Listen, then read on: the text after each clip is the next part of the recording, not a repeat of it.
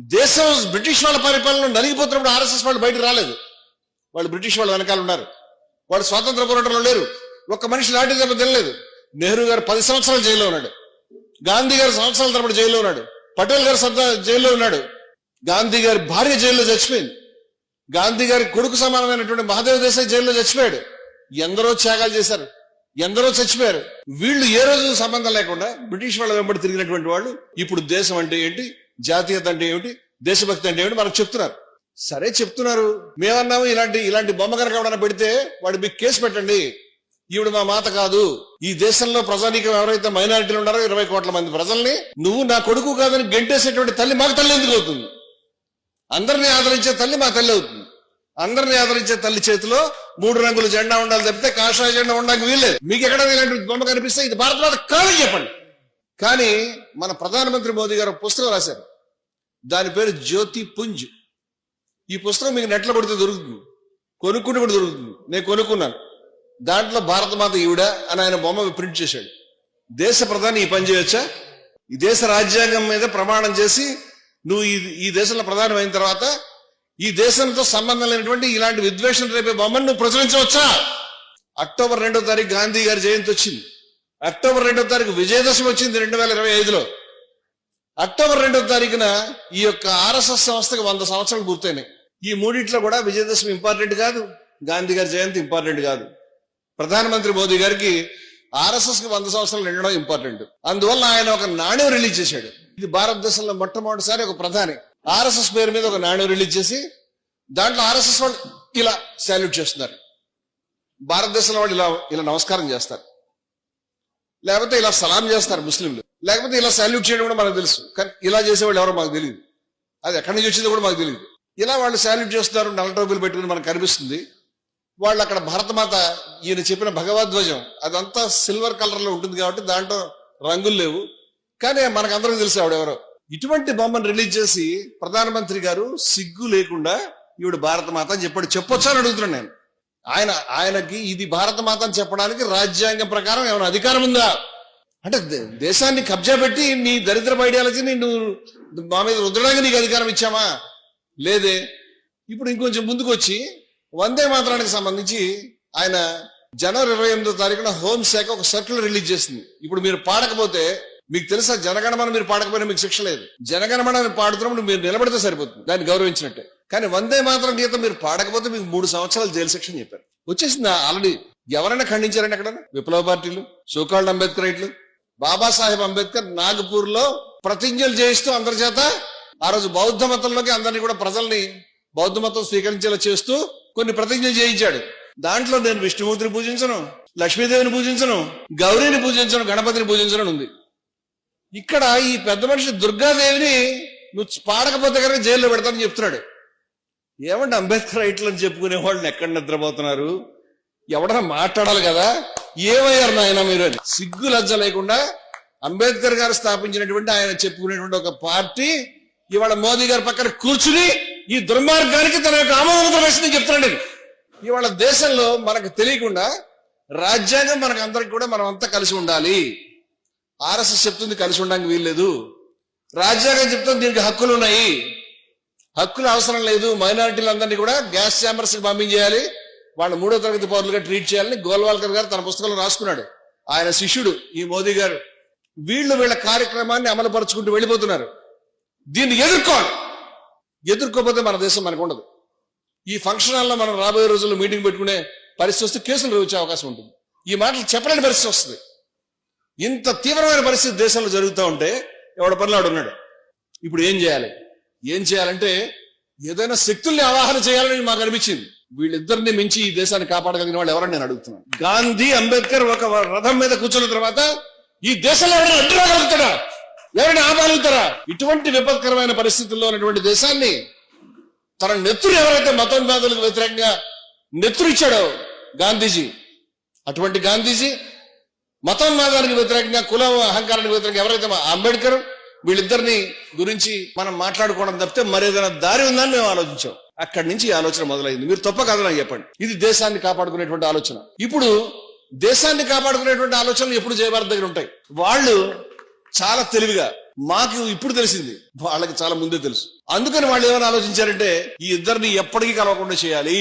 అందుచేత ఒకళ్ళని నల్లగా ఒకళ్ళని తెల్లగా మనం పెయింట్ చేయాలి, ఒకళ్ళని హీరో అని చెప్పాలి, ఒకళ్ళని విలన్ అని చెప్పాలి అని ఇవాళ ఎవరైతే ఈ దేశంలో బీసీలు ఉన్నారో 50%, ఎవరైతే ఎస్సీలు ఉన్నారో, ఎవరైతే ఎస్టీలు ఉన్నారో, ఎవరైతే పేదలు ఉన్నారో, ఎవరైతే పీడితులు ఉన్నారో వాళ్ళందరికీ గాంధీ దుర్మార్గుడని ప్రచారం చేశారు.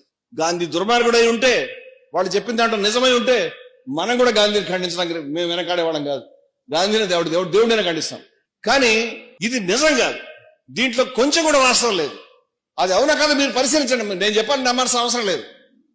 అలాగే బాబాసాహెబ్ అంబేద్కర్ ఇప్పుడు చాలా జాగ్రత్తగా, వాళ్ళకి బాబాసాహెబ్ అంబేద్కర్ మీద ప్రేమ ఉందా, గాంధీ మీద ప్రేమ ఉందా? గాంధీ గారిని 10 తలల రాక్షసుడి కింద బొమ్మలు వేశారు వాళ్ళు. ఓ తల పటేల్, ఓ తల నెహ్రూ, ఓ తల నేతాజీ, వీళ్ళందరూ ఉంటే సావర్కర్ బాణాలు వేస్తున్నట్టు బొమ్మలు వేశారు. ఇవాళ దేశంలో 2 ఉన్నాయి. ఒకటి గాడ్సేవాదం, 2 గాడ్సేని వ్యతిరేకించేటువంటి వాదం. గాడ్సేని వ్యతిరేకించే వాదానికి సరిపడినటువంటి సిద్ధాంతాన్ని, దానికి సరిపడినటువంటి చోదక శక్తి అయినటువంటి భౌతిక శక్తిని జయభారత్ శ్రమిస్తుంది. మీరు ఆలోచించాల్సింది, మీరు గాడ్సేవాదులుగా ఉండదలుచుకున్నారా, గాడ్సేవాదాన్ని అపోజ్ చేయదలుచుకున్నారా? అది మీరు చెప్పండి నాకు. గాడ్సేవాదం అంటే ఏమిటి, గాడ్సే వ్యతిరేకవాదం అంటే ఏమిటి మీరు తెలుసుకోవాలి.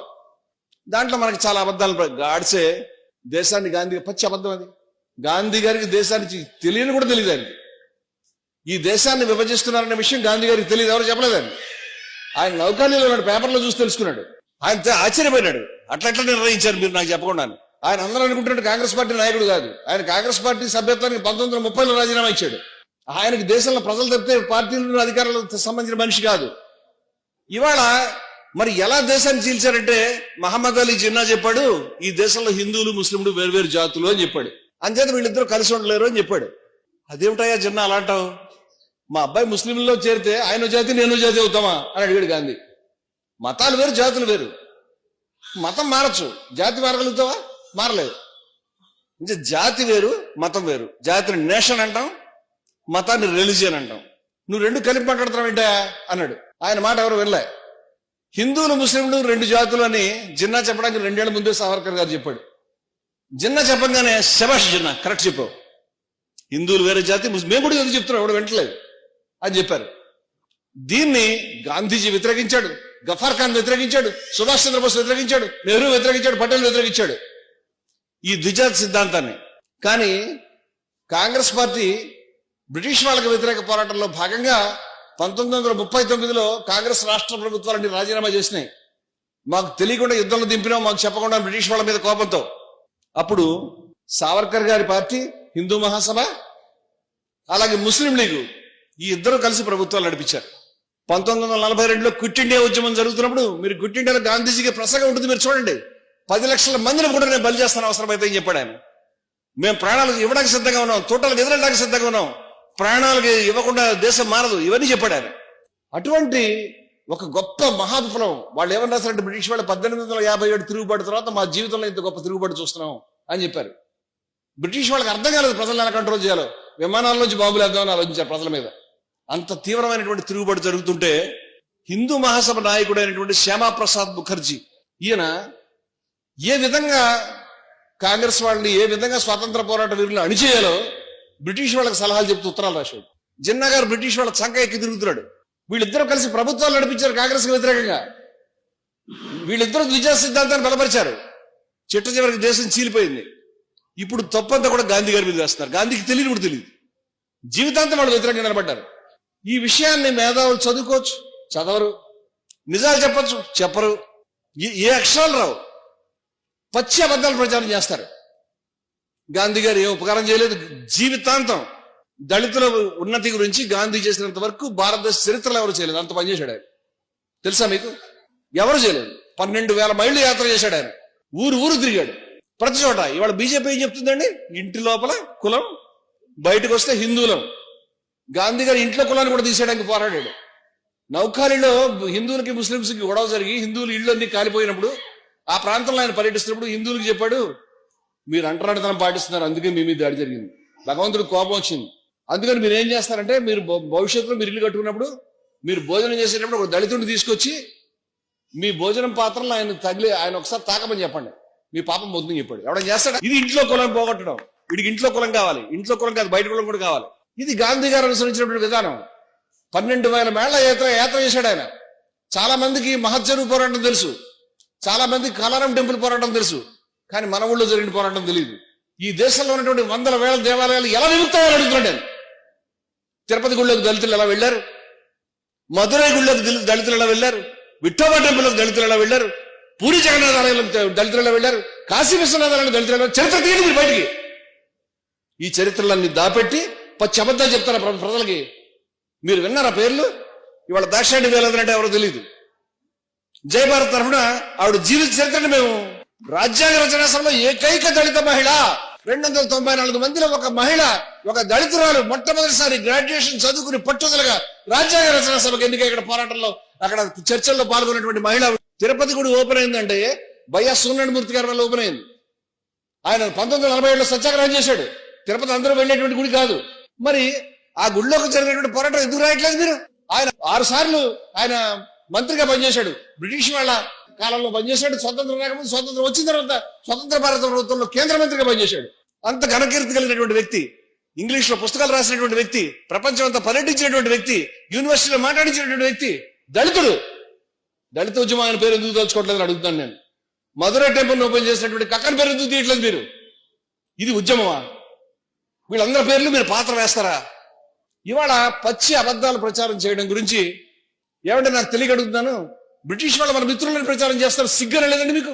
బ్రిటిష్ వాళ్ళు వచ్చి మనల్ని దోపిడీ చేసి వెళ్తే కేవలం అగ్రకులాలు దోపిడీ చేశారా? దానివల్ల ఎవరికి నష్టం కలగలేదా? బీసీల కుల వృత్తులు సర్వనాశనమైనవి, బీసీల చేనేత మగ్గం సర్వనాశనమైంది. మన గుడ్డల్ని వాడు కొనుక్కోవడం మానేశాడు. ఇక్కడి నుంచి నూలు తీసుకెళ్లాడు, వాడి గుడ్డలు అమ్మేవాడు. అప్పుడు గాంధీజీ వచ్చాడు. బ్రిటిష్ వాళ్ళు వ్యతిరేకించినటువంటి ధర్నా చేయడం కాదు, వాడి యొక్క ఆర్థిక మూలాల మీద దెబ్బ కొట్టడం. ఆయన ఎంత గొప్ప వ్యూహకర్త అంటే ఆయన చెప్పాడు, వాడి గుడ్డలు మనం ఎందుకు కొనుక్కుంటాం, వాడి కాలేజీలకు మనం ఎందుకు కడతాం, వాడి కోట్లకు మనం ఎందుకు కడతాం, బహిష్కరించండి వాటన్నింటి కూడా. కుప్పలు పోసి తగలబెట్టారు బ్రిటిష్ వాళ్ళ యొక్క బట్టల్ని. ఇక్కడ భారతీయుల యొక్క బట్టల్ని కట్టుకుందాం, మనం నేసినటువంటి బట్టలు మనం కట్టుకుందాం, మన గ్రామీణ చేతి వృత్తులు తలుచుకుందాం అని గ్రామీణ చేతి వృత్తులకు సంస్థలు ఏర్పాటు చేశాడు. గ్రామీణ చేతి వృత్తులు ఎవరు నడుపుతారండి? బీసీలు నడుపుతారా లేకపోతే అగ్రకులాలు నడుపుతారని తెలుసుకుందామని అడుగుతున్నాను. మరి భారతదేశ పతాకం మీద చెరకా పెట్టించాడు. చెరకా ఎవరు గుర్తండి? అది బీసీలు గుర్తా లేకపోతే క్షత్రియుల గుర్తా, ఓసీల గుర్తా, కోమట్ల గుర్తా, ఎవరు గుర్తుంది? అటువంటి వ్యక్తి గురించి వాళ్ళ బీసీలు ఎవరు తలుచుకోరు. ఆయన ఏ ఉపకారం చేయలేదు వీళ్ళ దృష్టిలో. ఆశ్చర్యం, ఆశ్చర్యం. కొన్ని 100,000 దేవాలయాలని, కొన్ని 100 తటాకాలని గాంధీ గారు ఇందాక పూనా ప్యాక్ట్ మీరు మాట్లాడారు. పూనా ప్యాక్ట్ సందర్భంగా యాంటీ టచబిలిటీ వీక్ ని పాటించారు. రాజగోపాలాచారి వాళ్ళు పిలిపించారు, ఆయన నిరాహార దీక్ష చేస్తున్నాడని. ఆ ఒక్క వారం రోజుల్లోనే కొన్ని 100 దేవాలయాలు, కొన్ని 100 చెరువులు ఓపెన్ అయినాయి. వాటి చరిత్ర ఎవరు మాట్లాడు? మీరు పచ్చి అబద్ధం చెప్తున్నారు.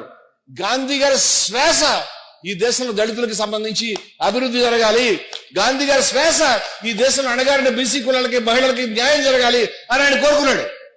ఈ మాట నేను చెప్తే మీరు నమ్మరేమో. ఈ మాట బాబాసాహెబ్ అంబేద్కర్ చెప్తే నమ్ముతారని అడుగుతున్నాడు నేను.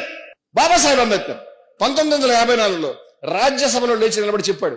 ఏమనంటే, గాంధీ గారి పేరు మీద ఒక ఫండ్ పెట్టండి, 20 లక్షల రూపాయలతో ఒక స్కీమ్ ప్రారంభించండి, ఈ స్కీమ్ కి మహాత్మా గాంధీ పేరు పెట్టండి, ఈ స్కీమ్ ను బడ్జెట్ లో పెట్టకండి, బడ్జెట్ లో పెడితే 5 ఏళ్ల మళ్ళీ మారిపోతుంది, శాశ్వతంగా ఒక ఫండ్ ఒకటి ఏర్పాటు చేయండి, ఆయన పేరు శాశ్వతంగా ఉండాలి. ఎందుకంటే ఈ 20 లక్షల డబ్బుని మీరు దళితుల యొక్క అభ్యున్నతికి, మీరు ఆదివాసుల యొక్క అభ్యున్నతికి మీరు ఉపయోగించండి.